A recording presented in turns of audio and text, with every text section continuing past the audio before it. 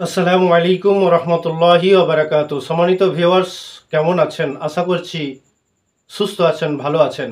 সম্মানিত ভিউয়ার্স, আজকের ভিডিও থাম্বনেলে আপনি দেখেছেন এমন কোন নারী যারা পর্দা না করলেও গুনাহ হয় না। হ্যাঁ সম্মানিত ভিউয়ার্স, আমি কোনো রকম ঢপবাজি ভিডিও তৈরি করি না। আমি কোরআন, হাদিস, ইজমা, কিয়াস থেকে বিভিন্ন কিতাব ঘেঁটে আপনাদের সম্মুখে ভিডিও আকারে নিয়ে আসি। এমন কোন নারী আছে, এমন কোন মহিলা আছে যারা পর্দা না করলেও গুনাহ হবে না? আল্লাহ রাব্বুল আলামিন মহিলাদের জন্য 4টে জিনিস ফরজ করেছেন।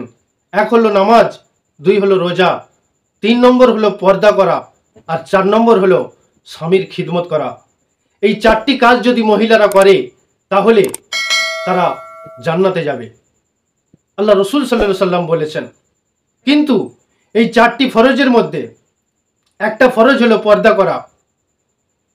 তাহলে সেই মহিলা, এমন কোন মহিলা আছে যারা পর্দা করলে না করলে তাদের গুনাহ হবে না? হ্যাঁ সম্মানিত ভিউয়ার্স, আজকের ভিডিওতে আমি অবশ্যই বলবো। তার আগে বলি, আমার চ্যানেলে যদি আপনি নতুন হয়ে থাকেন তাহলে অবশ্যই চ্যানেলটি সাবস্ক্রাইব করে আমার পাশে থাকুন।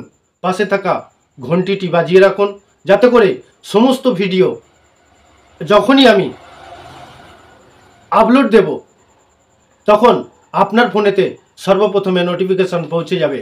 আর একটা অনুরোধ করব, আপনার সুন্দর আঙুলটি দিয়ে আমাকে একটা লাইক দেবেন, কারণ আপনার একটা লাইক আমার অনেক উপকারে আসে।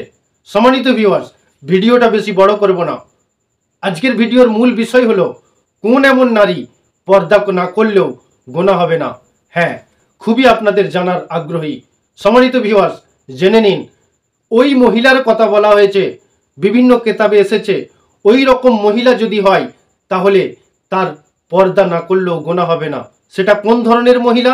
সেটা হচ্ছে বয়স্ক মহিলা, যাদের মেন্স বন্ধ হয়ে গেছে, যাদের পিরিয়ড বন্ধ হয়ে গেছে, যাদের যৌনর চাহিদা আর নেই, শেষ হয়ে গেছে।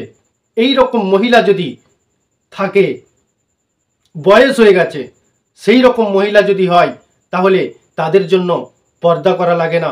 আর পর্দা করলেও না করলেও গুনাহ হবে না। পর্দা করা লাগে, কিন্তু পর্দা যদি না করে তাহলে তার গুনাহ হবে না। সম্মানিত ভিউয়ার্স, আশা করছি আজকের ভিডিও থেকে আপনি এতটুকু জানতে পারলেন যে এমন কোন মহিলা আছে যারা পর্দা না করলেও তাদের গুনাহ হয় না। সম্মানিত ভিউয়ার্স, আজকের মতো এখানেই সমাপ্ত করছি। আশা করছি পরবর্তীতে আরও একটা সুন্দর ভিডিও নিয়ে আপনাদের সম্মুখে হাজির হব। আমি অদম গুনাহগার। আসসালামু আলাইকুম ওয়া রাহমাতুল্লাহি ওয়া বারাকাতুহু।